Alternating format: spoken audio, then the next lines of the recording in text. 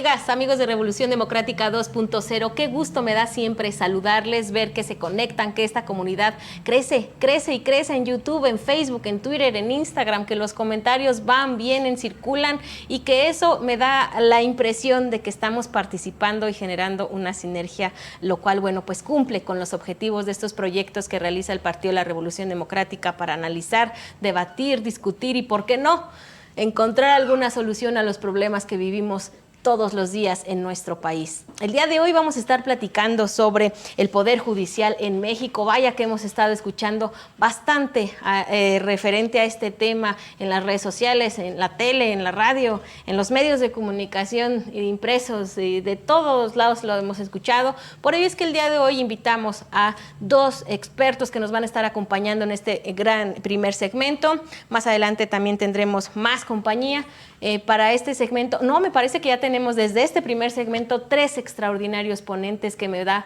muchísimo gusto saludar. Vamos a tener la compañía extraordinaria del doctor Gabriel Cano Sobrino aquí en el set. Me da muchísimo gusto saludarlo, doctor. Muchísimas gracias, Gaby. Siempre con el placer de compartir con toda la gente que te sigue, que se ha hecho, ya ha sido a los programas, ¿verdad? Así es, y bueno, pues nos siguen porque ustedes vienen y nos comparten, por supuesto, su conocimiento. Igualmente me da muchísimo gusto saludar a la doctora Diana Cristal González Obregón. ¿Cómo está, doctora? Encantada de la vida, muy feliz de ver a un querido amigo y doctor, y por supuesto compartir con entusiasmo y felicitar al PRD, como siempre, a la vanguardia con temas que sí nos interesan a las mujeres, a las niñas, a los niños y a los hombres en esta amada Ciudad de México y en todo a nivel nacional territorio. Muchas gracias, doctora Diana. Y también virtualmente nos estará acompañando el maestro Joel Arturo Hermoso y López. ¿Cómo está, maestro? Qué gusto saludarle. Bienvenido. Hola, ¿qué tal? Muchas gracias. La verdad es que muy complacido, con mucho gusto acompañándoles en estos segmentos, aprovechando esta plataforma, saludándoles. Muchísimas gracias por la invitación. Aquí estamos. Pues gracias a usted, maestro, doctora, doctor Gabriel, gracias a ustedes por acompañarme y a ustedes que están conectadas y conectados en este momento en el que les pido que compartan y sigan compartiendo este programa para que tengamos todavía más alcance en estos temas que de verdad deben de interesarnos, debemos estar metidas todas y todos. Está bien agarrar el Face un ratito para reírnos de las cosas, pero también está bien agarrarlo para informarnos, doctor. Sí, para capacitarse. Para capacitarse, para tener un poquito más de amplitud a la hora de opinar, pues tenemos que conocer los temas, como el que nos tiene el día de hoy aquí reunidos. Entre los propósitos, ¿qué les parece si comenzamos con nuestro tema? Entre los propósitos fundamentales de la reforma implementada el año pasado, pues se encuentra, ¿verdad?, el principal, que es terminar con la corrupción, favoritismo y las redes clientelares al interior del Poder Judicial.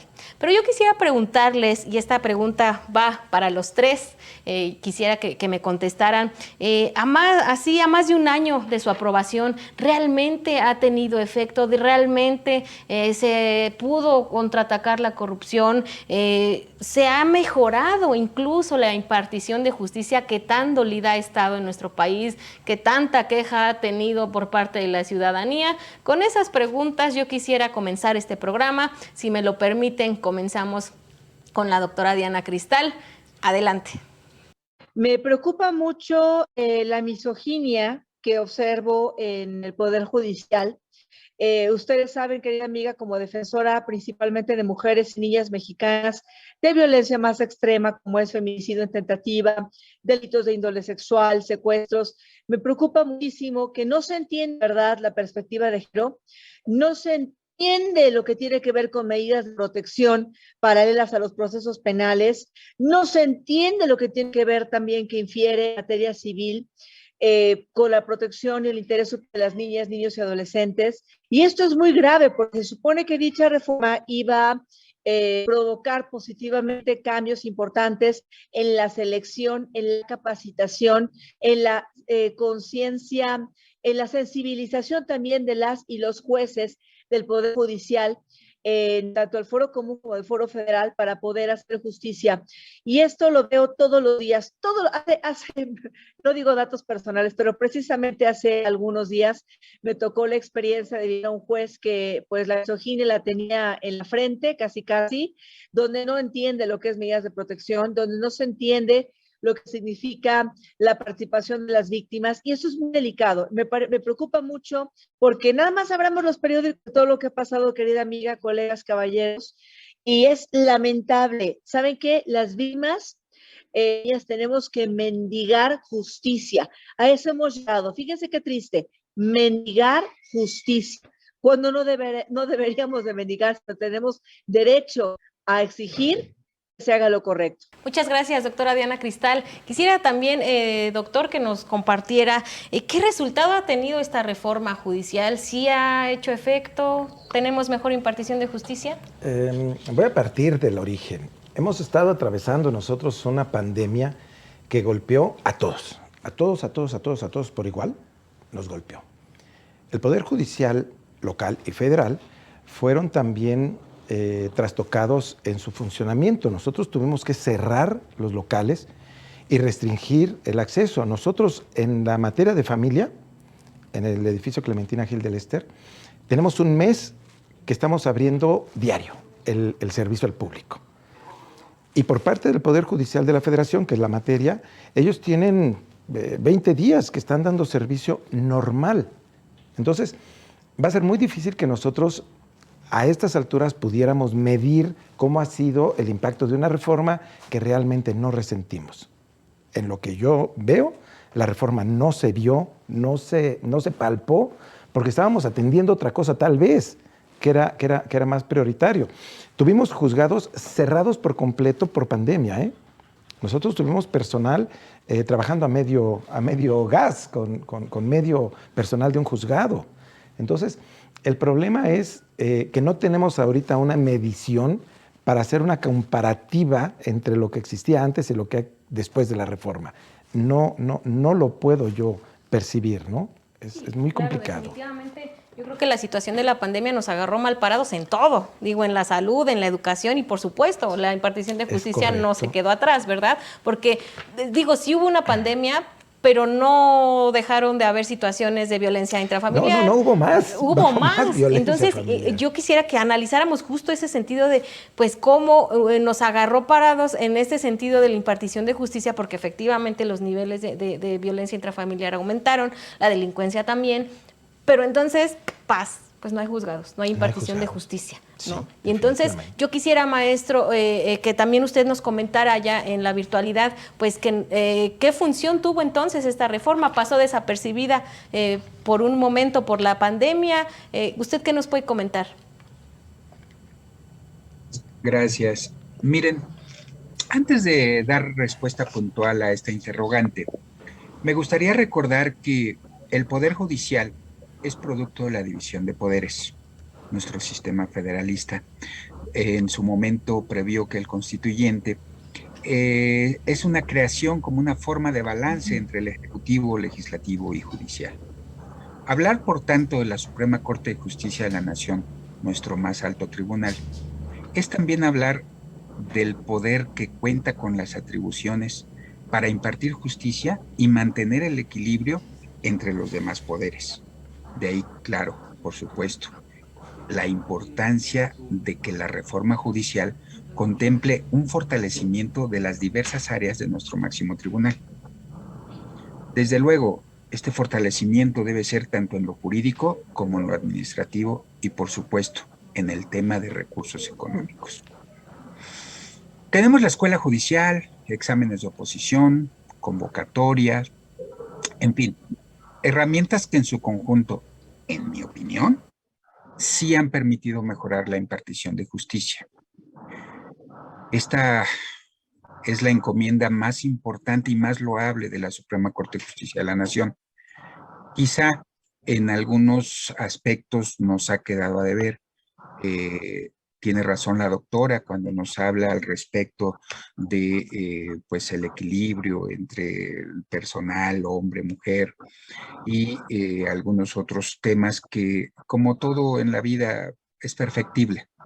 Pero hasta hoy, en mi opinión, en mi consideración, sí se ha permitido mejorar la impartición de justicia con estos nuevos cambios. Maestro Joel, tanto la carrera judicial como los exámenes de oposición, como el Instituto Federal, o sea, ya existían antes de la reforma.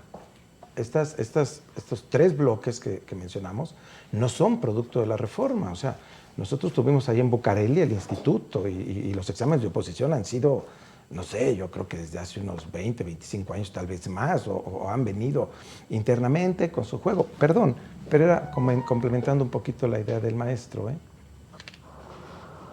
¿Qué nos puede comentar al respecto, maestro? Muchas gracias por la precisión y aprovecho la oportunidad para establecer. Me parece que la carrera judicial tiene menos tiempo.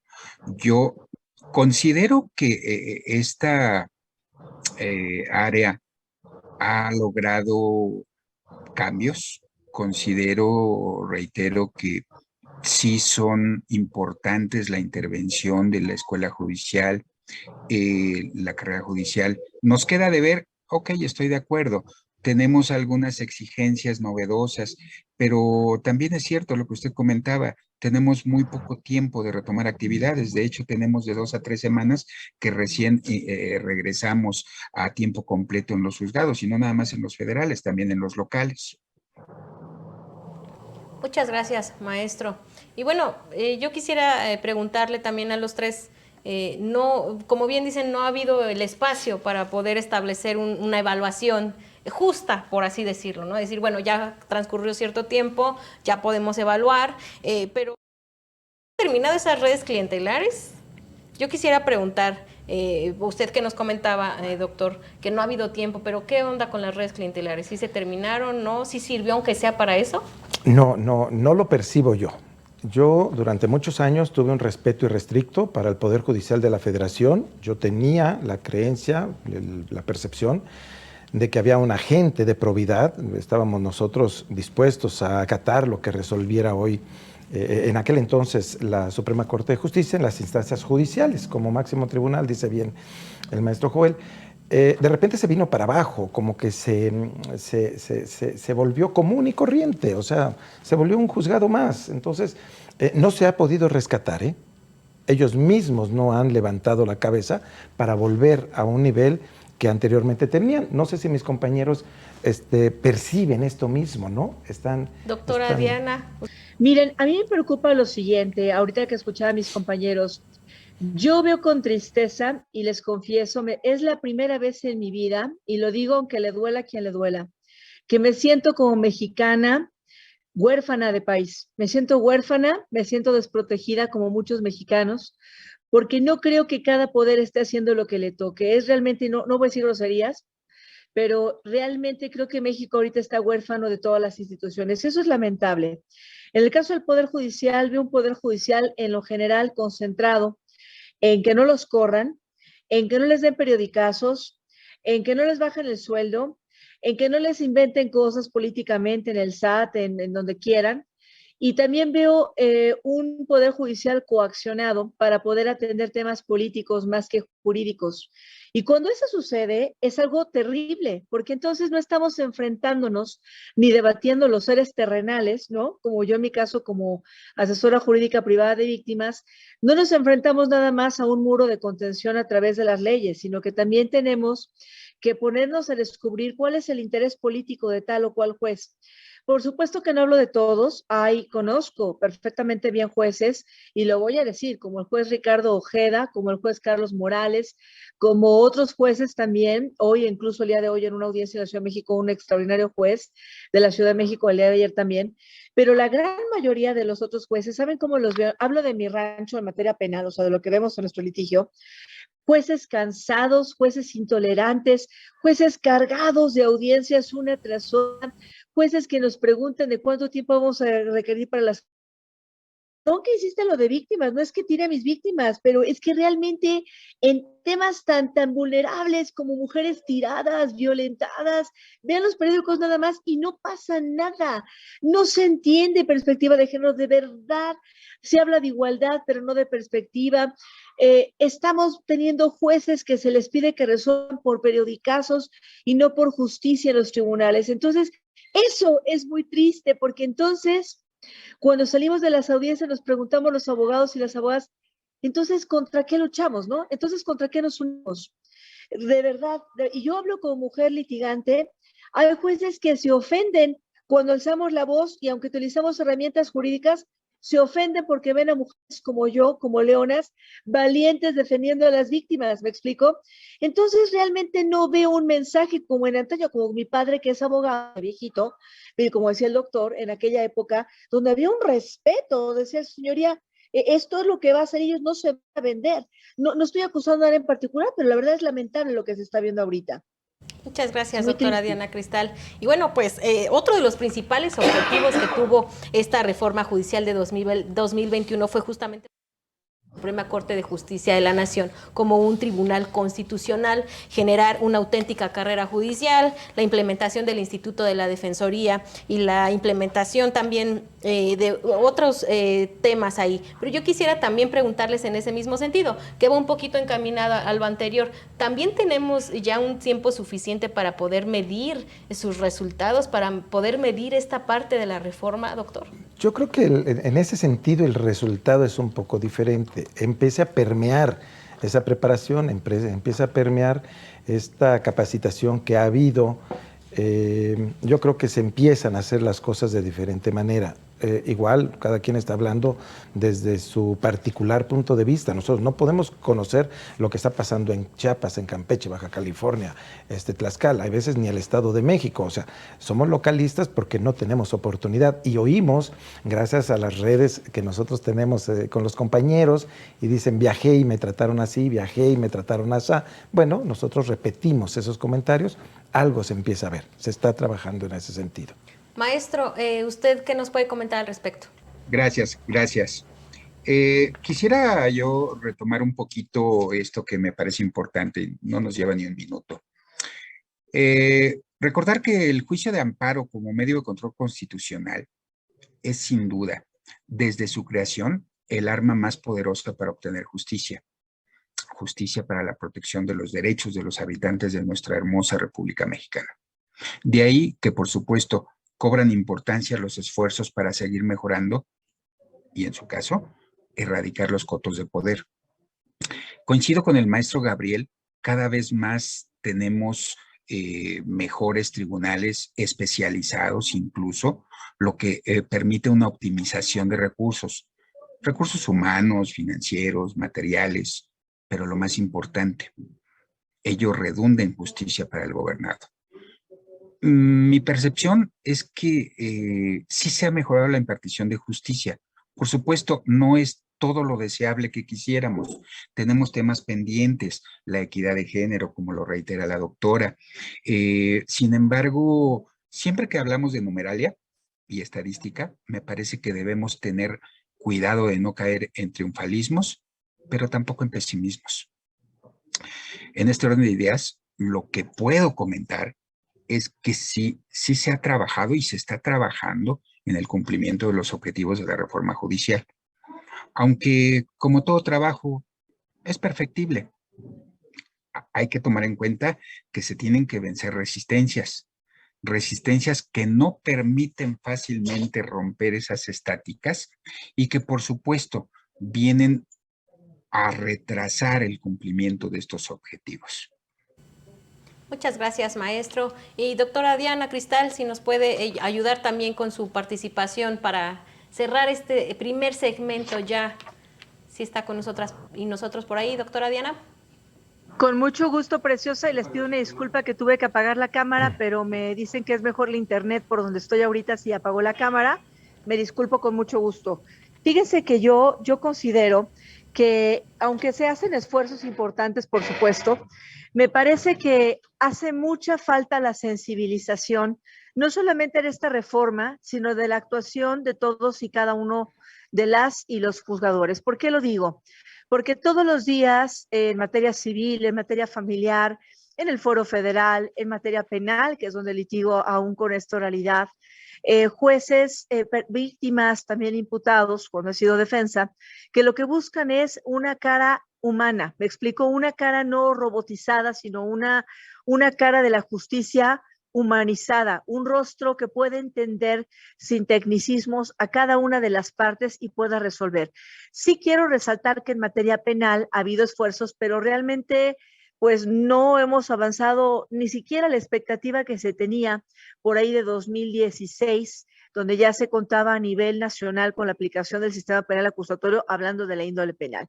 Yo sí creo que falta mucho un juez que sin agenda política se sienta juez, asuma su rol independientemente de la agenda que se le pida de índole política, económica, de todo lo que se pida, y entonces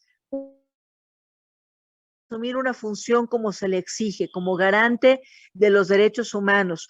¿Y por qué lo digo? El maestro Joel maravillosamente habla del amparo y tiene mucha razón. Sin embargo, como defensora de víctimas, mujeres y niñas mexicanas en medida penal, no saben la tortura que nos ha costado hacer valer los derechos de las víctimas, porque se le sigue viendo, maestro Joel y doctor, como una simple tercera interesada, ¿no? Entonces, realmente creo que y fíjense que hablo aún con la oralidad que hay en penal, creo que se hace mucha falta que se tenga conciencia y que los jueces son servidores públicos, que tienen que bajar, o sea, el nivel de decir, a ver, víctima, explíqueme, imputado, dígame, señora, sé que es la vía civil familiar y aquí se quita la carpeta cuántas veces, pero voy a salir de mi escritorio y la voy a escuchar, caray. ¿Me explico? Porque realmente lo que buscamos son jueces que asuman su papel, insisto, querida maestra y doctores, la parte, y enfatizo a continuación, humana. Queremos un rostro humano, sin agenda de ninguna, más que con el compromiso con las y los ciudadanos. Eso es lo que yo percibo y que suplico que tenga el Poder Judicial. Adelante. Muchas gracias, doctora Diana Cristal. Maestro, me parece que está pidiendo el uso de la palabra. Adelante. Muchísimas gracias y de manera muy breve. Concuerdo con las manifestaciones de la doctora Cristal. En ocasiones parecieran existir cotos de poder, zonas de privilegio, y de hecho, en un sentido, digamos que las tenemos actualmente. No sé si algunos las padecemos, otros las disfrutamos, pero la zona del primer circuito, para centrarnos en el tema que es el Poder Judicial Federal, lo que llamamos el primer circuito aquí en la zona centro, la capital propiamente, tenemos diversos juzgados especializados, tenemos tribunales especializados en materia administrativa, materia laboral, materia civil, materia penal, lo que no necesariamente ocurre en el interior de la República, la zona norte, la zona sur. Contamos todavía con tribunales dependientes del Poder Judicial Federal, en donde pues tienen que conocer de todas las materias, ¿no? Entonces, medir el cumplimiento de los objetivos será una tarea que nos pedirá aún más tiempo para su consolidación. Me quedo yo con la parte positiva, la parte optimista que es, sí estamos avanzando, nos falta, sí, por supuesto que nos falta, pero bueno, me parece que estamos en el camino y eso sería lo importante a retomar. Es cuanto. Muchas gracias, maestro. Más adelante, si les parece bien, doctor, porque yo también sé que tiene ganas de opinar al respecto, yo lo veo aquí, pero se nos ha terminado el tiempo de este primer segmento, por lo que vamos a mandar rapidísimamente a un corte para que ustedes tengan la oportunidad, por supuesto, de compartir, de ir por su cafecito, de sentarse, de escribirnos ustedes qué opinan, ustedes, ciudadanía, que por supuesto están del otro lado de la impartición de justicia, que viven en carne propia también, coméntenos al respecto sus opiniones, sus aventuras que también han tenido y todo lo que han tenido que pasar, les ha ido bien, les ha ido mal, cómo perciben la impartición de justicia en nuestro país. ¿Por qué no nos escriben? Comparten el programa, nosotros ahorita regresamos. ¿Y tú ya conoces todas las redes sociales de Revolución Democrática 2.0? ¿Qué estás esperando? Ingresa a Facebook y regálanos un like. También puedes buscarnos en Instagram, estamos como Revocrática 2.0. O por qué no, te metes al Twitter y nos sigues, Revolución Democrática 2.0. También suscríbete a nuestro canal de YouTube y revive todos los programas de Revolución Democrática 2.0. Descárgalos y comparte. Recuerda, Revolución Democrática 2.0 PRD. Estamos de regreso con todas y todos ustedes en Revolución Democrática 2.0. Gracias por continuar en este programa con este tema tan importante que nos tiene reunidas y reunidos el día de hoy, el Poder Judicial en nuestro país. Y bueno, pues si les parece bien, continuemos con nuestro programa para que el tiempo nos alcance lo suficiente. Como todos y todas sabemos, en nuestro país pues existe la división de poderes, pero bueno, pues hemos percibido que el presidente Andrés Manuel López Obrador pues añora esos tiempos, doctor, del presidencialismo, bicameralismo, de que los poderes estén subordinados al Ejecutivo. Sí, claro, ¿no? Y bueno, pues yo quisiera que le entráramos también ahí a analizar qué tan peligroso es que para la democracia y la justicia, por supuesto, de nuestro país, que se cuente con 4 magistrados por parte de Andrés Manuel, que se tenga de cierta manera cooptada la Suprema Corte. Yo quisiera también preguntarle a nuestra doctora Diana qué repercusiones va a tener esto, que cuente con 4 ministros, y qué requiere entonces la ciudadanía hacer, qué necesita hacer en defensa, por supuesto, del Poder Judicial, qué le toca hacer a la ciudadanía, porque bueno, pues podríamos hablar de lo que le toca a las y los legisladores, por supuesto, pero la ciudadanía, pues ¿qué papel juega en todo esto? Con esta pregunta quisiera iniciar este segundo segmento. Si me lo permiten, comencemos ahora con usted, doctor Gabriel. Muchísimas gracias.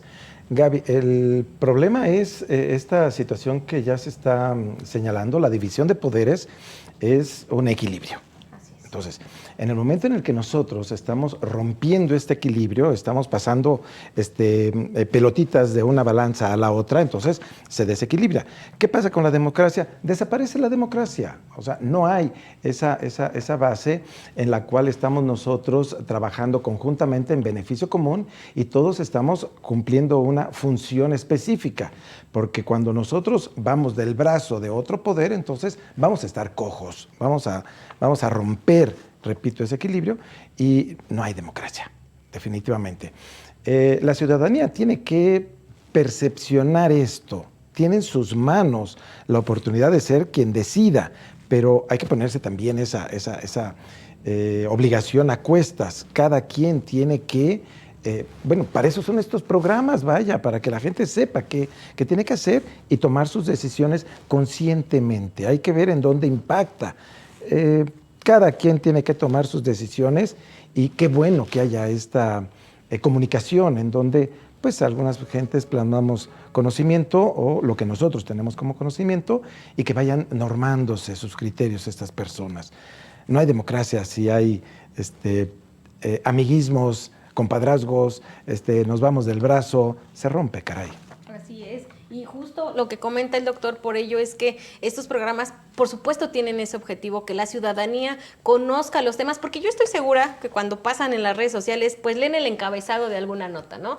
Leen a lo mejor la reforma que se aplicó, bla, bla, bla, pero ya no se informan más del tema, no lo conocen, en realidad no saben qué repercusiones podría tener, como por ejemplo yo le preguntaría, maestro, ¿la autonomía del Poder Judicial está en riesgo entonces con este modo de operar, de gobernar y de manejar a los 3 poderes de nuestro país? La Suprema Corte de Justicia de la Nación está integrada, como bien lo sabemos, por 11 ministros, de los cuales solamente uno de ellos es el ministro presidente, que en este caso es Lelo de la Rea. Y que en su momento nuestro ministro presidente cumplió los requisitos establecidos en la ley, que ya sabemos, ¿no? Es el que por lo menos tenga 35 años cumplidos, un título profesional de licenciado en Derecho con una expedición anterior de 10 años al nombramiento, y que actualmente me parece deberíamos ser un tanto más exigentes en el cumplimiento de estos requisitos, porque en cuanto a las filiaciones o fobias partidistas, pareciera ser que nos están trastocando los derechos o que ponemos realmente en riesgo esta imparcialidad de nuestro Poder Judicial Federal. Es cuanto. Gracias, maestro. Doctora Diana Cristal, me gustaría también escuchar su opinión al respecto. Con mucho gusto, preciosa. Pues mira, a mí cuando me dicen Poder Judicial Federal y Poder Judicial en general, me viene a la mente los principios rectores y la probidad con la que se deben conducir. Es precisamente la imparcialidad la que va a permitir darnos confianza, credibilidad en sus diferentes resoluciones y en su actuación. Y todos y cada uno de los argumentos, los fundamentos y la motivación precisamente parten de hacer respetar la ley. ¿Me explico? Y cuando en la práctica existe tanta, insisto, orfandad, porque duele, tanta incitación al odio, preciosa, tanta tanta falta de sentirnos todos y todas unidos por una sola bandera que debe ser México, pues por supuesto que duele, porque entonces en el Poder Judicial observamos de verdad, más que una agenda que pueda hablar de temas, incluso desde la Corte, y hablando también de la forma de resolver de los jueces, partiendo de un fundamento y motivación clara, con esta imparcialidad, realmente observamos muchas veces cómo se resuelve porque están los asuntos con dedo, ¿me explico? Están ya como encargados. Y esto es, por supuesto, que en detrimento de todos nosotros, porque cuando existe corrupción o cuando huele a corrupción algo, independientemente del nivel que hables, pues por supuesto que esto daña, porque entonces existe impunidad, existe inseguridad, existe odio. Y yo, como mexicana joven, igual que ustedes, nunca me había sentido tan huérfana de verdad como me siento ahora en mi país. Yo, ahora que decías del presidente y le hablo a él con tristeza, ¿por qué hace esto? ¿Por qué fomenta el odio? ¿Por qué no respeta la autonomía? Que recapacite, que cambie, porque realmente el desunir, el hablar mal, y además entendiendo que son funcionarios públicos, o sea, son servidores públicos, no es el nombre, preciosa, no es Pedro Juan Chana, son servidores públicos.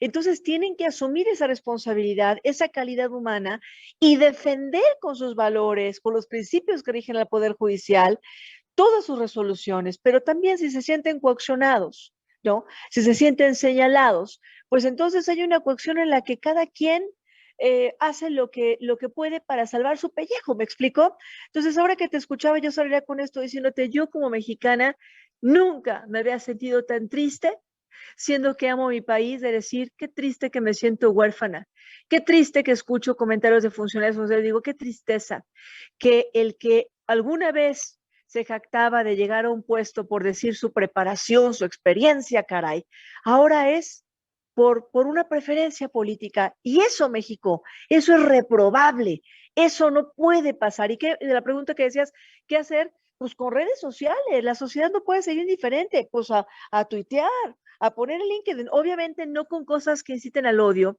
sino a través de cuestionamientos concretos sobre cómo resuelve un tribunal, a hacer valer nuestro derecho, porque en gran parte, si lo vemos así, cierro con esto, hermosa, también somos víctimas indirectas de lo que está pasando. Y sin embargo, tú escuchas los comentarios que se pierden en cosas políticas. Entonces, ¿quién gana? Pues no gana nadie. ¿Me explico? Aquí la bandera que nos debe unir es México. México para hablar de democracia y tratar de buscar que el Poder Judicial siempre nos resuelva con una motivación acorde a su preparación, a su experiencia y a su calidad humana, a su ética y a su probidad preciosa. Es lo que yo podría agregar. Muchas gracias, doctora Diana Cristal. Adelante, maestro. Está pidiendo la palabra, ¿verdad? Sí, gracias. Escuchando a las diferentes ponencias, me parece que vamos a ser coincidentes en que más allá del tema profundo que se pretende plantear de corrupción, más allá de eso, me parece que nos debería interesar, nos debería preocupar, nos debería ocupar el tema de la autonomía, el tema del respeto a la división de poderes, porque ello sí estaría trastocando y lamentablemente vendría a tener consecuencias en el gobernado. Al final del día, bueno, el protectorado, el gobierno se quedan números muy pequeños, pero nosotros tenemos alrededor de 128 millones de mexicanos, de los cuales tenemos alrededor de 90 millones de votantes, ¿sí? Y entonces el hecho de que no se respete la autonomía, el hecho de que no se respete la división de poderes, el hecho de que el constituyente haya quedado olvidado, haya quedado arrejolado, haya quedado por ahí en el olvido, eso sí debería estresarnos. Es cuanto. Muchas gracias. Adelante, doctor. Yo creo también, voy a meterme en una pequeña bronca tal vez, el Poder Judicial es reflejo de lo que pasa en la sociedad. Claro. Si nosotros tenemos un Poder Judicial que no está resolviendo, que no está siendo esa institución de altura, de respeto, quiere decir que también la sociedad está permitiéndose estas formas de ser sin la probidad, sin la honradez, sin la preparación. La gente se está acostumbrando a que le den de comer y entonces ya no se esfuerza, ya no hace algo más. decía muy bien la doctora hace un instante, el Poder Judicial se preocupa porque no le den un periodicazo, porque no les casen en los recursos, porque no los investiguen ahora, ¿no? Entonces están preocupados por otra cosa, ¿no? Por su chamba. Y entonces están recibiendo la dieta, una muy buena dieta. Y entonces mejor no se mueven. Así muchos mexicanos, ¿eh? Mucho mexicano ahora está quietecito porque recibe. Claro. Pero hay que ver que esa gente necesita prepararse, ¿no? Hay que ver que esa gente necesita concientizarse, crecer, despegar, de veras sentir ese vecinismo, ¿no? Hoy ya no conocemos al vecino. Eso es muy real, ¿eh? Entonces, y me declaro culpable. Yo no tengo idea de quién vive al lado de mi casa. No lo sé. Ya Y lo yo sé dice que la muchos de doctora, ustedes también. estamos en la división provocada de arriba para abajo. Claro. Y eso también hay que asumirlo. Yo creo que es un punto importante asumir como ciudadanía, asumir como yo ahí voy a entrarle al otro tema y por ahí pongo mi queja en este tribunal. Vamos a entrarle también a las herramientas que sí estuvieron, que sí están y que, como bien dicen, no estamos viendo lo que podría afectar que no se respete la división de poderes, no estamos viendo lo que pasaría si perdiera su autonomía el Poder Judicial. Pero tampoco estamos viendo ni estamos aprendiendo a conocer otras herramientas que sí, por ejemplo, en pandemia eran muy útiles, sí, claro. Y lo siguen siendo como lo es el Tribunal Electrónico. Y se los digo por experiencia propia. Hay un desconocimiento tremendo de la ciudadanía, de las propias impartidoras e impartidores de justicia, de los propios juzgados, de los propios abogados que llevan casos también, porque no lo conocen, no saben cómo es. Y entonces, pues uno como cliente menos, y entonces dices, pues estaba ahí una herramienta que te hacía más expedito lo que todo. Cuesta mantener eso, Exacto. O sea, Sí, lo que claro. se invirtió, lo que se gastó. Y es un tribunal muy bueno, Sí. Muy útil. Sí, definitivamente es útil. Y no se tiene conocimiento al respecto por ninguna de las partes. El Poder Judicial. Ninguna.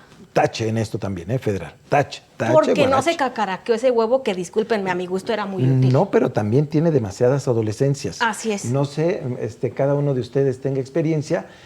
Los expedientes electrónicos, el acceso con tu clave, la firma electrónica. Fue deficiente. ¿Sí? Sí, es deficiente.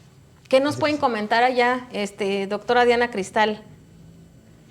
Mi querida hermosa, pues yo escuchando a los caballeros doctores me quedaba pensando todo lo que padecimos. Los abogados que litigamos en la pandemia fue desastroso porque efectivamente no había uniformidad en las plataformas, no había un seguimiento en cuanto a las denuncias presentadas ni en cuanto a los escritos de manera clara, había un retraso en ese seguimiento para que llegara a quien tenía que llegar y por lo tanto no había un acceso claro para ver cómo puedo acceder sin problemas. Me pareció muy buena la parte de adaptación y utilizar los medios electrónicos, que incluso en materia penal, conforme al artículo 51 del Código Nacional, podemos utilizar, pero efectivamente sí creo que faltó muchísimo. Y como decía el maestro Joel, pues falta mucho más, ¿no? Como que nos quedaron a deber mucho más. Y lo que me preocupa a mí es que ahora con pospandemia, pues como que no entendió México, ¿no? Y como que entonces otra vez regresamos a lo presencial y otra vez volvemos como al retraso que se tenía. Sí, muy real, doctora. Es como real. en el banco. En el banco tú no haces movimientos electrónicos, quieres tu papel. Sí, tú necesitas. Mi comprobante sellado. Claro, sí. Así y eso pasa, es algo muy real. Y quiero comentarles justo la experiencia de verdad. Y ahí sí tache para el tribunal y pongo mi queja. Se les olvidó, así se los digo, se les olvidó darme electrónicamente una nueva fecha, más bien cancelar la audiencia que ya se tenía porque no se llevó a cabo un exhorto. Y pues llegó el día de la audiencia y nadie sabía nada hasta que se dieron cuenta y dijeron, no, sí, disculpe, no va a haber audiencia. No. Ahí le va la nueva fecha. Entonces dije, no puede ser que lleguemos a ese grado de desconocimiento de todas las partes.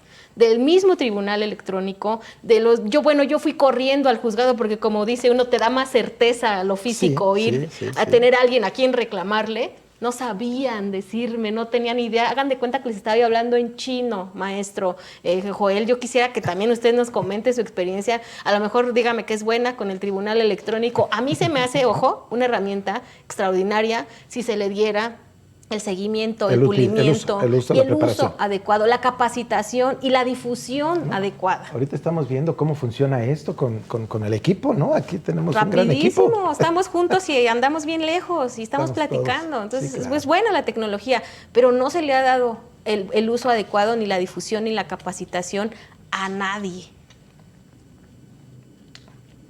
Adelante, maestro. Ok, muchas gracias. Miren, ahora que los estoy escuchando y con relación a estas pues nuevas implementaciones de carácter tecnológico, recuerdo que recientemente los últimos 2 lustros, me parece, hemos venido acuñando una serie de frases, neologismos. Y dentro de ellos está los analfabetas virtuales, ¿no?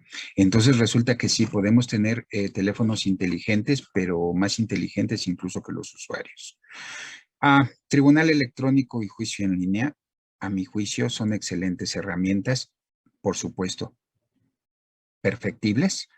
Y ahorita, antes de continuar con el tema del tribunal electrónico, les voy a recordar 2 antecedentes que tuvimos en el fuero común. La central de notificadores y ejecutores. Estoy hablando por ahí del año 95. Parece muy lejos, pero no lo entiendo, no me voy a sentir mal. En esta central de notificadores y ejecutores, el maestro Gabriel Cano seguramente nos podrá dar referencia, se volvió la cueva de Alibaba.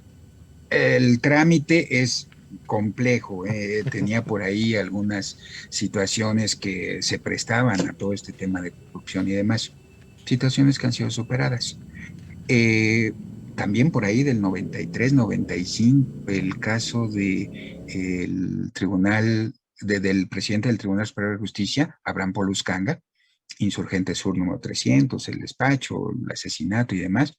Y no con esto pretendo hacer una apología del delito, no, solamente establecer que con estos penosos incidentes de hace 25 años, 27, se han superado enormemente.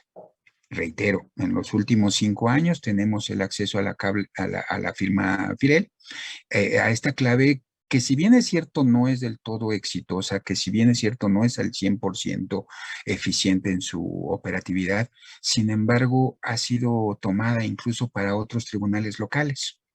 Luego, entonces, yo me quedo con un optimismo que espero no sea demasiado criticado, pero me parece que vamos funcionando. Me parece que esto del juicio en línea nos ahorra a todos los abogados postulantes tiempo, dinero y esfuerzo, y por supuesto al gobernado, por supuesto al quejoso, que al final del día es quien debe ser el más directamente beneficiado.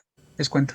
Sí, por supuesto. Yo de verdad por eso se los comento. Para mí es una herramienta extraordinaria el poder hacer un juicio desde donde estás en tu casa. Por supuesto, también tendríamos que analizar la accesibilidad. No todas las personas, no todas las zonas, porque hay zonas rurales que con problemas tienen luz. Por supuesto no van a tener internet, ¿no? Entonces sí habríamos de analizar la accesibilidad de si es extraordinaria la herramienta. La e-firma, ¿no? La firma electrónica. ¿Quién tiene firma? Yo no sabía que existía. Yo cuando me dijeron que firma electrónica pensé, ¿no?, que era también la de SAS, por ejemplo. Dije, sí tengo. ¿Cuál? Era otra. Sí. Y no sabía cómo. Y luego filas para sacarla, ¿no? Tu cita hasta dentro de 20 días o 30 días y trámite. Y, así es. Un día nos quejamos de que nos iban a tomar los biométricos, ¿verdad? Bueno, pues ahora estamos todos entregados porque lo necesitas. Sí, claro. Entonces, por supuesto es una herramienta extraordinaria, perfectible, como lo comenta el maestro Joel. Habría que analizar que pudiera en algún momento, en alguna otra etapa de esta herramienta, pues que sea también accesible para muchas zonas, que también sería extraordinario que pudieran tener, por supuesto, esta herramienta y hacer uso de ella. Un juicio en línea en una zona rural, pues imagínense lo que les ahorraría también, por supuesto, claro, en traslados, en incluso gasto de un abogado, a lo mejor no, pudiera la papelería, hacer, exacto, solo la papelería, imprimir copias, etcétera. creo que es perfectible, creo que ahí podríamos decir que tenemos una buena herramienta que hay que aprender a usar, que hay que capacitar más, por supuesto, incluso abogados que a lo mejor se resisten, ¿no? Y que como usted dice, terrible, a la antigüita, y si no es en físico y con papel no les funciona, y yo creo que habría que también romper esa resistencia y actualizar un poquito por ahí también. Pero bueno, pues se nos ha terminado el tiempo de este segundo segmento, la plática está muy buena y de repente se nos va el tiempo, pero ustedes allá, cuéntenos, ¿conocían que hay un tribunal electrónico, que se pueden llevar a cabo juicios en línea y que usted mismo puede ver si ya salió su sentencia o no? ¿Por qué no nos comentan Les al llegan respecto? al teléfono los acuerdos. Te llegan al teléfono, ya te avisa, ya ahí estás al pendiente, lo lees, lo tienes en el WhatsApp, se lo mandas al Uno abogado. acostado y dice, ay, ya salió mi acuerdo. Ya salió, ya tengo exhorto, ya tengo acuerdo. Sí. Facilísimo, de verdad. ¿Ustedes lo conocían? ¿Han tenido acceso a eso? ¿Por qué no nos comentan al respecto? Y mientras, doctor, vamos a un corte y regresamos. ¿Y tú ya conoces todas las redes sociales de Revolución Democrática 2.0? ¿Qué estás esperando? Ingresa a Facebook y regálanos un like. También puedes buscarnos en Instagram, estamos como Revocrática 2.0. O por qué no, te metes al Twitter y nos sigues, Revolución Democrática 2.0. También suscríbete a nuestro canal de YouTube y revive todos los programas de Revolución Democrática 2.0. Descárgalos y comparte. Recuerda, Revolución Democrática 2.0 PRD. Estamos de regreso con ustedes en este tercer y último segmento. A mí me da, híjole, que no, yo quisiera 4 segmentos, pero bueno, es nuestro tercer y último segmento en este tema tan importante. ¿Qué les parece si ahora analizamos las fiscalías estatales? Yo sé que también ahí se nos iría un programa completo, pero bueno, pues tomemos un caso, un punto de partida con el ejemplo que hemos tenido últimamente mediáticamente también, sí, claro, que es la Fiscalía de Morelos. Yo les preguntaría, ¿qué onda con las fiscalías estatales, con la corrupción, con la impunidad? Lo vimos, fue muy visible esta relación que se tuvo de corrupción, incluso de amiguismo. De tachar rápido, híjole, de hacerlo una opinión rápida. Así es. Yo quisiera preguntarles que tomáramos ese caso para partir. Doctora Diana Cristal. Perdón, aprovechando que estamos las damas con caballeros, es que tenía muy poca comunicación, pero sobre ese tema, y además quería decir algo rápido que seguramente nadie ha mencionado, pero creo que puede abonar para poder trabajar en equipo en propuestas que la ciudadanía puede hacer al Poder Judicial y los propios miembros del Poder Judicial para lograr un cambio realmente eficiente. Me refiero como número 1, ya no tuve el internet para decirlo. Yo creo que hablando de la parte tecnológica, lo digo rapidísimo, algo muy importante es que se entienda que en la parte de víctimas o terceros interesados sean tomados en consideración también con las mismas facilidades de quien comienza, por ejemplo, una demanda de amparo, para que puedan tener acceso a medios electrónicos. Realmente es un viacrucis el poder acceder como tercero o tercera interesada en igualdad y con las mismas condiciones digitales que las contrapartes, porque pues este tercer interesado, muchas veces el Ministerio Público que lo representa, pues nada más está de adorno, pero no hace absolutamente nada. Yo he sido firme testigo de que como asesora me he tenido que coordinar con los propios MPs de las fiscalías estatales y de la Ciudad de México pues, para entrarle, perdón que lo diga tan coloquial, para podernos pronunciar como terceros interesados y exigir que se nos dé el acceso. ¿Por qué? Porque en amparo precisamente, donde se entiende una audiencia constitucional a partir de incluso la presentación de agravios y contestación de agravios por escrito, esto para que lo escuche la ciudadanía, entonces como que no están muy adaptados a realizar una audiencia constitucional oral, ojo, incluso por medios electrónicos. Yo soy testigo de que me ha costado iba a decir una grosería, perdón, pero un trabajal decirle a los jueces de distrito, oye, queremos estar aquí en la audiencia, es que ya presentó sus agravios, sí, pero queremos estar, o sea, queremos verte, juez, y no quiero ver a tu auxiliar o tu actuario, quiero ver al juez, que me vea y que vea a la víctima, eso por la parte digital. Por las fiscalías sí resaltar que creo que estamos ahorita en la época medieval. Los MPs tienen, y soy testigo de ello, uno tiene 1,200, es un ejemplo, 1,200 carpetas de investigación otro tendrá 300 carpetas, no tiene ni papel, ni de baño, ni para imprimir. Están más preocupados porque no los corran, no las corran, y hacen maravillas quienes pueden, y quienes no también están protegiéndose para decir, mejor, yo no me meto. Hoy vi a un MP que me dijo, no quiero problemas, doctora. Digo, pero no se mete en problemas, haga su trabajo, ¿me explico? Entonces, cuando tú ves eso y ves las contestaciones que hacen, por ejemplo, en Morelos, pues tú entiendes que un MP, que es un ser humano, que no tiene la oportunidad humana de hacer una investigación con conciencia, simplemente con las herramientas laborales básicas y humanas, ni capacitación, eso ya es un lujo. Eso ya quedó en 2002, si es que hubo alguna, ¿no? Entonces, pobre de la ciudadanía mexicana. Yo quiero hacer una llamada de atención al alarido, porque con lo que yo veo en las carpetas todos los días, les juro que tengo que respirar, porque veo las fiscalías de unidades de género, de violencia familiar, de feminicidios, pero mira, parece tortillería. No dan más que citas hasta febrero y enero. Periciales, olvídalo, maestra, no hay. Entonces, si la gente supiera lo que está pasando en las fiscalías, no digo que sean todos, Dios mío, te juro que la gente dirá, no, pues cada quien con su palo a darnos y a defendernos. Aquí en la Ciudad de México ya está permitida la legítima defensa, pero es bien delicado. Eso es muy delicado, porque se supone que hay democracia cuando hay Estado de Derecho, y hay Estado de Derecho cuando también las instituciones funcionan y cuando se aplica la ley. Por lo tanto, el ejemplo claro de lo que acabo de decir, pues es lo que pasó en la Fiscalía de Morelos. Muchas gracias, doctora Diana Cristal. Doctor Gabriel, cuéntenos al respecto también, ¿qué onda ahí en Morelos? ¿Qué pasó con la Fiscalía? ¿Es un espejo de las demás? Nos vamos a referir al de Morelos, pero tenemos que recordar que tuvimos programa hablando de Gers Manero. Por supuesto, ¿Se acuerdan que estuvimos aquí? Entonces, bueno, pues es que es lo mismo, o sea, si al fiscal lo ponen por acá arriba, pues me tienes que cuidar y yo te cuido, ¿no? O sea, claro. A mí no me interesa qué preparación tengas o qué línea de investigación quieras tú ocupar en un asunto o cuáles son tus auxiliares. O sea, tú me tienes que cuidar y yo te cuido, porque yo te puse y con el visto bueno de los otros que también están de parte de nosotros. Entonces, se vuelve a hacer ese coto de poder. Si estamos así en la federación, pues ya se imaginarán en los estados de la República, ¿no? Los nombramientos son de ese nivel, son cerrados y entonces van a estar trabajando para un fin común.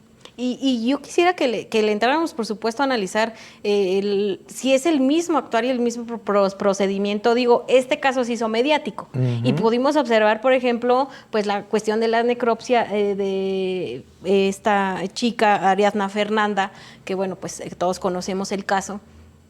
El actuar, el proceder. Sí, aquí, perdóname, es que aquí tuvo la suerte de que estuvo involucrada la Ciudad de México. No sé si para bien o para mal, todavía no tenemos una respuesta, no pudiera yo adelantar. La cuestión de necropsia, manejo de cuerpo, investigación, líneas, todo está ahorita todavía en camino. Pero tenemos casos en Nuevo León, en donde fue cerrado, y allá borrón y cuenta nueva. Sí. O sea, aquí porque hubo ese traslado y entonces tuvimos intervención de otra procuraduría, ¿no? Otra fiscalía, pues. Pero si no, no. Y sí, por supuesto, de una fiscalía de una ciudad que además es gobernada ahorita por alguien que pretende detentar algún puesto en algún futuro, y que entonces también vemos, ¿verdad? Lastimosamente, yo no quiero ser mala onda, ¿verdad? No quiero ser mal pensada, que bueno, pues eso nos pudiera servir en algún momento futuro de beneficio, ¿no? Digo, qué bueno que se le pusiera la misma atención. Por supuesto, hablemos el caso de Devani en Nuevo León, pues usted y yo seguramente, y los que estamos aquí no hemos vuelto a escuchar absolutamente nada del caso, ya no supimos en qué paró, ¿no? Porque la carpeta simplemente se acabó. Sí. Y entonces, yo por eso les pregunto, estamos hablando de la Fiscalía de Morelos, pero ¿es un reflejo, es un espejo de todas las demás fiscalías o es como la punta del iceberg y lo que apenas se alcanza a vislumbrar? Y entonces estamos ante fiscalías todavía más corrompidas, que están todavía más cooptadas, como usted dice, por amiguismo, por impunidad, por esas redes, yo te debo, tú me debes, yo me cuido, tú te cuido, aquí nadie vio nada, aquí no pasó nada. Y entonces, pues imagínense la situación en la que estamos paradas y parados todos los ciudadanos. Pero yo quiero que me den su análisis y que me digan que no, que estoy soñando y que estoy teniendo una pesadilla, por favor, maestro. Gracias. Creo que ya se puso calientito el Híjole. tema. Y tristemente porque ya casi nos vamos, ¿verdad? Ah, Pero no, ahorita quiero extiendo el programa, maestro. Ok, sí, me parece que va a ser merecedor. Quiero aprovechar para comenzar a hacer una diferenciación. No es lo mismo, penosamente, lastimosamente, no es lo mismo Poder Judicial de la Federación que los poderes judiciales locales. Tristemente, en mis 28 años de ejercicio profesional, me doy cuenta que efectivamente, como lo refiere la doctora Cristal, atinadamente, el ámbito penal es lo más sucio, lo más descuidado, en donde tenemos muchas limitaciones. A mí me tocó en algún momento en mi ejercicio profesional estar de ese lado de la barandilla y por supuesto lo refleja muy bien cuando dicen no tienen papel, pero ya no solamente para trabajar, no hay ni agua en los baños. Tenemos muchas limitaciones y efectivamente actualmente en las diversas fiscalías llegamos a encontrar a ministerios públicos que tienen 1,500, 2,000 carpetas de investigación, lo cual es humanamente imposible. Todo se ha centralizado demasiado en la Fiscalía de la Ciudad de México porque vamos al búnker, al edificio conocido como búnker, y entonces ahí sí está pues más o menos repleto. Pero es penoso las condiciones de trabajo, ¿no? Es penoso también, como bien lo refieren, que hoy se tenga un medio de control por parte de las autoridades superiores que lo someten a exámenes de control que tal pareciera más bien es el filtro, ¿no? Es la oportunidad que se busca para decirles adiós, para darles de baja.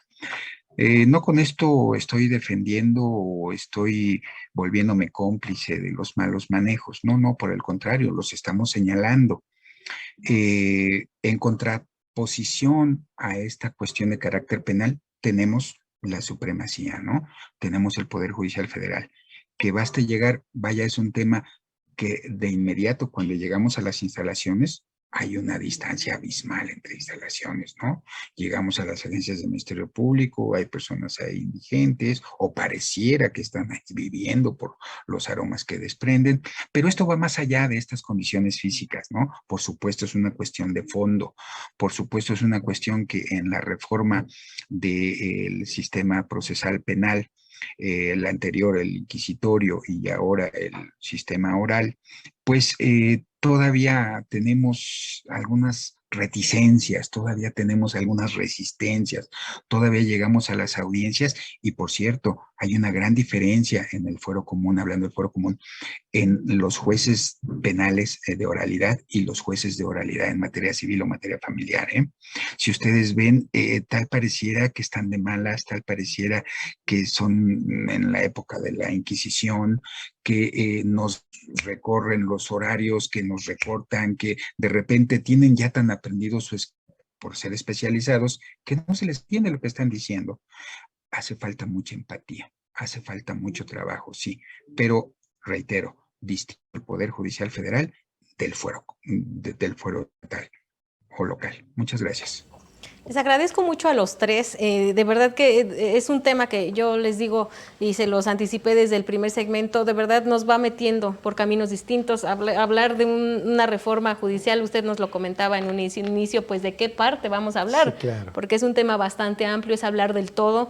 Pero bueno, creo que hemos platicado en este programa puntos que nos pueden llevar a analizar, que nos pueden llevar a ver las cosas desde otra perspectiva. Por lo que, bueno, pues voy a pedirles que por supuesto, a manera de conclusión, me ayudaran diciendo, bueno, pues ¿qué hacemos ahora, no? ¿Cómo podríamos hacer perfectible el Tribunal Electrónico? ¿Cómo podemos hacer perfectible esta reforma que, si bien no ha tenido el tiempo necesario por la pandemia, pues debería tener resultados, por supuesto, sí, claro, y visibles ya, porque pues tampoco es algo que digamos le vamos a dar otros 10 años porque necesitamos velocidad en resultados. ¿Qué hacemos? Yo me gustaría yo sé que es la pregunta del millón, pero bueno, pues por algo podríamos partir. Yo sé que ustedes como expertos en estos temas, que además lo viven, como la doctora, como el maestro, como usted mismo, que están ahí, que están en esa posición desde donde nos pueden dar, por supuesto, esas propuestas. Me gustaría que me ayudaran con ello. Doctor Gabriel, si comenzamos con usted. Muchísimas gracias. Creo que voy a partir por lo básico. Lo básico es lo que estamos haciendo ahorita nosotros, es preparar a la ciudadanía. Es responsabilidad de la ciudadanía tener instituciones fuertes. Dice la doctora, yo llego a exigir, no exigir que me den un trato especial, no exigir que me digan, tiene una preferencia o aquí está, doctora, antes de que lo pida. No, necesariamente nosotros tenemos que exigir solo que hagan su trabajo. Lo dijeron bien, solo hagan su trabajo. Exigir eso. Pero la gente tiene que saber cuáles son sus prerrogativas y sus derechos, para que nosotros tengamos oportunidad de decir, te toca hacerlo a ti, te toca hacerlo a ti. ¿Sí? Es eso, es capacitarnos, es saber. Porque yo creo que algunas instancias nos aprovechamos de ese desconocimiento para hacer mal las cosas. No me pides, no me exiges, tú crees cosas que ni siquiera sabes, pues yo te dejo en ese oscurantismo, ¿no? Esas agencias, ¿se acuerdan antes de Agustín Alanís, ¿no? Por ahí de 1980 eran unas agencias de boca de lobo. Algunos no habían nacido, pero yo ahí hacía mi servicio social. Entonces se aprovechaban y hoy nos seguimos aprovechando porque la gente no conoce sus derechos. Hay que hacer un trabajo allí, partiendo de la base y mucho más. Por supuesto, yo creo que un punto de partida importante es la capacitación de la ciudadanía. Por supuesto, no estamos pidiendo que ahora toda la ciudadanía se vuelva litigante, experto y abogado, pero sí lo básico, conocer nuestros derechos, por supuesto, informarse un poquito de los procedimientos. A veces llegamos a exigir sin el conocimiento necesario, a veces exigimos cosas que ni deberíamos de exigir porque no son viables, ni legales, ni posibles, y no exigimos otras que sí lo son. Yo creo que es un punto de partida muy importante. Maestro Joel, por favor, denos sus comentarios, sus propuestas. Adelante. Gracias. Vamos a culminar con un dicho muy mexicano. Dice que no hay mal que dure 100 años, ni pueblo que los aguante, ¿no? Y afortunadamente estamos a 2 años. Estamos a 2 años de ojalá se logre el cambio. Porque me parece que el Poder Judicial en sus diversos sectores, tanto el Poder Judicial Federal como los locales, han sido muy lastimados con los recortes presupuestales. Y por supuesto, no podemos, ¿cómo dice la frase? No podemos tener pueblo pobre con, en este caso vamos a hablar de un Poder Judicial de justicia también pobre. Se presta justamente a actos de corrupción. Corrupción pareciera ser que es el punto medular de la reforma, pero ¿qué pasa con la autonomía? Lo platicamos hace un ratito y ese será un tema de reflexión, quizá nos dé para un nuevo programa, pero debemos estar atentos justamente en este tipo de situaciones. Me quedo pues con que, como todo en la vida, siempre tendremos la oportunidad de hacerlo mejor, de que esta reforma pueda ser perfectible en varios temas. Afortunadamente, ya lo decía yo, tenemos la escuela judicial, los concursos, estos concursos de oposición que nos van dando más certeza, las convocatorias. Seguramente por ahí encontraremos actos de nepotismo, sí, probablemente, pero muy aislados, por lo menos en lo que toca al Poder Judicial Federal, que es, me parece, el tema que hoy nos viene a ocupar. Los procesos sencillos los veo ahora muchos más transparentes, mucho más imparciales. Entonces, se nos quedan varias tareas pendientes, pero como bien lo dice el doctor Gabriel Cano, lo importante es comenzar por este tipo de programas que nos dejen ahí la semillita, ¿no? Y que a partir de eso sigamos trabajando. Muchas gracias. Muchas gracias a usted, maestro. Doctora Diana Cristal, también nos gustaría escucharla a usted. Con mucho gusto, pues coincido con los doctores. Yo primero quiero felicitar al PRD. Ustedes siempre están a la excelencia. Y además a lo que me gusta mucho es que hablan de temas que sí nos importan y que sí atañen a la sociedad. Yo creo que algo muy importante sería, aprovechando el poder tan importante, el papel que tiene también muy importante el Poder Judicial Federal, yo les suplicaría, maestro Joel, y que se pueda difundir entre ustedes, el que puedan asumir ese liderazgo para poder difundir a través de las redes, que muchas son gratuitas, llámese Twitter, Facebook, LinkedIn, las que quieran, hasta TikTok es tan informal, pero yo retomaría también esa parte, que ustedes asuman un liderazgo para poder difundir el cómo. Cómo si eres víctima puedes acceder a las redes. Cómo si eres tercero interesado, distinto a la víctima, puedes acceder. Segunda propuesta, yo verificaría que en el proceso, por ejemplo, hablando de amparo y otros diversos, existiera una parte administrativa eh, que pudiera verificar que todas las partes estemos conectadas de manera adecuada. Simplemente yo les hablo, no digo qué caso emblemático, pero está en medios de comunicación. Tengo 11 meses, maestro Joel, 11 meses que mi víctima no tiene audiencia. Estamos parados porque en materia de amparo yo no sé por qué ese juez admitió en ese estado el amparo y no lo llevó a sobrecimiento. Estamos parados porque, entre otras cosas, no nos pueden chufar, o sea, no nos puede dar acceso a los medios electrónicos ni a la víctima ni a mí. O sea, es impresionante por un tema netamente administrativo, no obstante que nuestro máximo tribunal incluso y la Corte Interamericana han dicho que se debe evitar cualquier obstáculo que impida el acceso pronto y expedito a la justicia. Siguiente, yo propondría, y esto puede incluso ayudar Poder Judicial, podría ayudar los gobernadores, Poder Federal, el Ejecutivo, perdón, el Ejecutivo, decir, a ver, yo no sé por qué el Internet sigue siendo en esas áreas privadas, o sea, debería haber un acceso público, y esto yo, PRD, les suplico que ustedes han tenido un liderazgo impresionante al respecto de ver temas sociales. Es lamentable, ¿eh? Pero sigue siendo menos de la mitad de la población en México que tienen acceso a Internet, ¿eh? O sea, no nos creamos como que todo el mundo en México es de los países que menos gente tiene acceso a Internet público. Entonces, ¿cómo quieres que la gente se digitalice y tenga audiencias si estamos buscando la señal? Es más, pagando tremendamente cantidades espantosas que pago por mi caso de Internet, y miren cómo lo tenía, que ni siquiera pude poner la cámara con ustedes. Entonces, creo que ahí sí puede cada gobernador, el Poder Ejecutivo, decir, a ver, vamos a ver que en estas áreas de los tribunales exista el acceso gratuito al Internet, o incluso una clave para que quien va a estar en las audiencias, desde donde esté, desde la comunidad rural, desde la ciudad que esté, pueda tener acceso sin obstáculos a las audiencias. Y finalmente, ¿saben qué también nos faltó decir?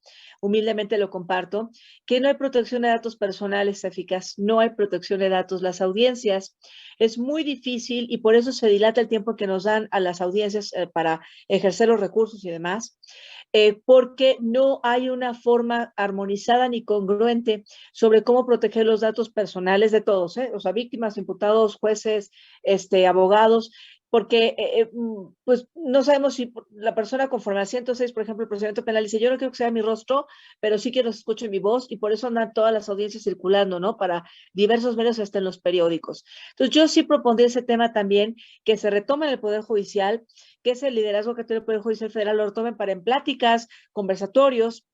Y yo suplicaría que el PRD, que siempre tienen este liderazgo en temas que sí nos importan, que esto que acabo de decir humildemente, pues si sirve de algo, pues se pueda retomar de manera particular para que presionemos y nos unamos a México. No nos va a rescatar alguien, todos nos tenemos que rescatar, todos. Si nos uniéramos, México, yo creo que no nos tocaría nadie, pero vivimos desunidos y pues con la desunión, pues el adversario, llámese maldad, hablo de la maldad, y la ignorancia, pues es el ganón, pero todos perdemos cuando existe corrupción, cuando hay división, cuando hay odio. Yo nunca había visto tanto odio en este país y me duele mucho porque soy madre y represento a personas en mi carrera como abogada, y me duele. Me duele porque México es el país más hermoso del mundo, la comida más rica, las zonas más lindas, y ¿por qué no, Somos de los que trabajamos más en estadísticas a nivel del mundo. Entonces, somos los que trabajamos más, somos los que somos más creativos, nos ingeniamos para todo, y somos las personas que tenemos los lugares más hermosos del mundo. ¿Por qué no nos unimos? ¿Y por qué no exigimos a quien está, que si no sabe, que renuncie? Punto. Renuncie y váyase y haga lo que quiera, pero que la persona que esté en el poder que esté, que tenga la facultad de sentirse humano, que tenga la humildad de servir y que tenga la capacidad de ser, pues con esa sensibilidad, tener la sensibilidad para la función que tenga, como Ministerio Público, como juez, como administrativo, para que de esa manera, y cierro con esto, los mexicanos entendamos no es un favor que nos traten con dignidad. Tenemos derecho a que nos traten con dignidad. Sintámonos que valemos y que tenemos derecho y que no somos menos que otro país. El día que despertemos, doctores y doctoras, ese día no nos va a parar. Así es, muchas gracias, doctora Diana Cristal. Esa frase, por supuesto, seamos conscientes de que tenemos derecho a tener derechos, que me gusta mucho esa frase, por supuesto, y que yo la comparto. Usted lo decía, doctor Gabriel, no es exigir que nos traten de una manera privilegiada. Especial, ¿no? Solo que hagan su trabajo. Maestro Joel, yo lo veo con ganas de participar, levantó la mano, así que adelante. Muchísimas gracias, ¿no? La verdad es que muy gratamente sorprendido con las intervenciones de mis compañeros. ¡Ay, se nos fue otra vez! Estamos trabajando en ello. Yo particularmente soy abogado colegiado y estamos justamente en el colegio tratando de ver la mejor manera de hacerle llegar estas anotaciones, en este caso al presidente del Tribunal Superior de Justicia de la Ciudad de México, porque de verdad es lastimoso, sí, coincido totalmente, llegamos a las audiencias de oralidad en materia penal y vaya, tal pareciera que somos el enemigo a eliminar, ¿no? A veces llegan al extremo de lucirse estos señores, haciendo quedar mal en este caso, defensa o al asesor, por supuesto, y no es el mismo trato, no es un trato digno, tampoco es el mismo trato que se recibe en otras áreas de trabajo, como lo puede ser la materia civil, la materia familiar. Entonces, sí, por supuesto, el corolario a esto es: quedan temas pendientes, queda mucho por trabajar, todo es perfectible, pero estamos en el camino. Muchas gracias. Muchas gracias, doctora Diana, maestro Joel, doctor Cano. Le agradezco muchísimo a los tres que me hayan acompañado en este programa tan importante, con este tema que de verdad todas y todos los mexicanos debemos de conocer, de estar pendientes, de apoyar, de participar, de exigir y de ir en ese mismo camino del que nos habla, por supuesto, el maestro Joel. Pues no tengo más que agradecerle, maestro, que nos haya acompañado. Muchísimas gracias, siempre la invitación. Muchas gracias, maestro Joel, le agradezco muchísimo que haya estado con nosotros. Muchísimas gracias. Doctora Diana, igualmente le agradezco como siempre su participación. Muchas gracias, un gusto compartir y aprender de todos y de todas ustedes.